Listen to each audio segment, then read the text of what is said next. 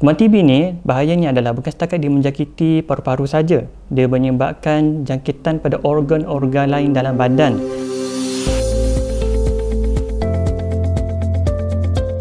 So, TB atau tuberkulosis adalah jangkitan paru-paru yang serius. Ia disebabkan oleh kuman Mycobacterium tuberculosis. Okey, kuman ini disebarkan melalui titisan air daripada saluran pernafasan pesakit. Jadi apabila pesakit itu batuk, bersin atau bercakap, dia boleh menyebarkan kuman itu ke orang di sekeliling dia. Okey, kuman TB ni bahayanya adalah bukan setakat dia menjangkiti paru-paru saja, dia menyebabkan jangkitan pada organ-organ lain dalam badan seperti otak, tulang, hati, buah pinggang dan lain-lain. Ia bukan sahaja menyebabkan kerosakan organ, ia boleh menyebabkan kematian. Jadi kita punya taburan kes dalam setahun agak banyaklah. Dan sebagai contohnya, terbaru data dari WHO mengatakan dalam tahun 2024 32,000 pesakit TB baru didiagnos di Malaysia. Faktor utama adalah kuman TB itu sendiri. Kuman ni dia tidaklah agresif, tetapi dia sangat liat. Sebab dia struktur kuman TB itu sendiri, dia ada cell wall ataupun dinding yang tebal. Dinding tebal ni menyebabkan dia sangat stabil, boleh hidup lama berminggu-minggu dalam bilik yang tak ada pengaliran udara yang bagus, lembab, tak ada cahaya. Itu tempat yang baguslah untuk TB itu untuk membiak. Saya boleh katakan mereka yang imuniti badan dia lemah. Sebagai contoh, warga emas. Lagi satu, kalau macam kanak-kanak, mereka yang ada penyakit kronik macam kecil manis, penyakit buah pinggang, penyakit hati, mereka yang sakit kanser, penyakit autoimun yang menerima ubat steroid. Kuman TB suka asap rokok. Dia merosakkan paru-paru. Jadi bila paru-paru rosak, dia tak boleh nak lawan kuman, termasuk kuman TB.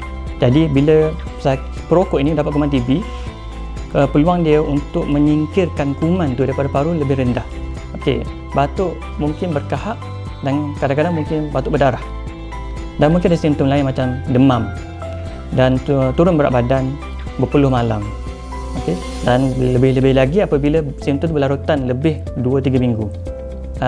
Depends pada simptom lah. Kalau macam batuk, doktor akan buat serangan kahak untuk tengok kuman TB dan tengok ada tak tanda-tanda lain macam contoh culture, okey, tengok tanda-tanda genetik TB dalam sampel kahak tu, dan yang penting sekali X-ray paru-paru.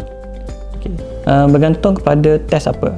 Yang paling cepat adalah of course X-ray bila dah buat nampak terus, dan kahak pula bagi contoh test yang paling cepat adalah smear. Maksudnya kita tengok kuman TB itu bawah mikroskop. Yang tu dalam masa 1 hari dah boleh siap dah. Next test yang kita hantar adalah tengok genetik TB dalam sampel kahak tu. Yang tu dipanggil Gene Expert Ultra. Jadi test ni dia boleh detect genetik TB dalam kahak macam PCR untuk COVID. Okay. Jadi test tu ambil masa dalam sehari 2, bergantung pada fasiliti kesihatan lah. Dan yang paling lama sekali adalah culture. Kita cuba tumbuhkan, biarkan kuman TB tu dalam makmal. Yang tu ambil masa lebih lama, 4 hingga 8 minggu. Jadi rawatannya adalah DOTS, Directly Observed Therapy. Okay, DOTS ya. So dalam rawatan ni pesakit perlu makan ubat TB setiap hari. Okay, jadi ubat TB ni perlu dimakan dan dipantau. Dan pemantauan secara ideal dibuat di fasiliti kesihatan, bawah pemantauan petugas kesihatan, staff nurse, MA ataupun doktor. Kalau kuman TB itu tak banyak, minimum 6 bulan. Tapi sebagai contohnya, kalau paru-paru sangat terkesan, banyak sangat komplikasi dan bilangan bacilla dalam badan sangat banyak, mungkin mencecah sampai 9 bulan sampai 12 bulan. Untuk elakkan risiko. Risiko apa? Pertama, risiko jangkitan itu berterusan. Dan bila ia berterusan, ia boleh menyebabkan kerosakan organ, okay, ia menyebabkan transmisi kuman TB itu di sekeliling, dan kita risau takut nanti kuman TB itu jadi kebal, kerintangan kepada ubat anti-TB. Nah, bila jadi sebegitu, pesakit perlu mengambil ubat TB yang lebih berat dan lebih lama, dan dia punya side effect, kesan sampingan lebih banyak lagi. Kalau ambil ubat dengan secukupnya, dos yang betul dan setiap hari, peluang untuk sembuh tu sangat cerah. Dan ikut statistik 82% pesakit TB sembuh.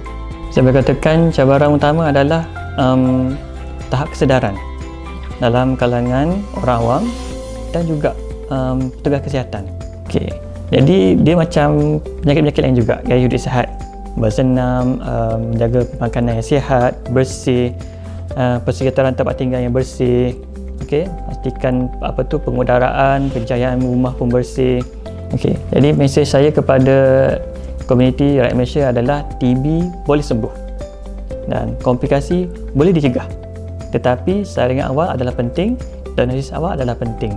Jadi saya sarankan kepada semua rakyat Malaysia, sekiranya ada simptom TB atau simptom demam, batuk, berpanjangan, sila jangan malu, jangan segan datang ke klinik, hospital swasta ataupun kerajaan untuk dapatkan rawatan dan saringan.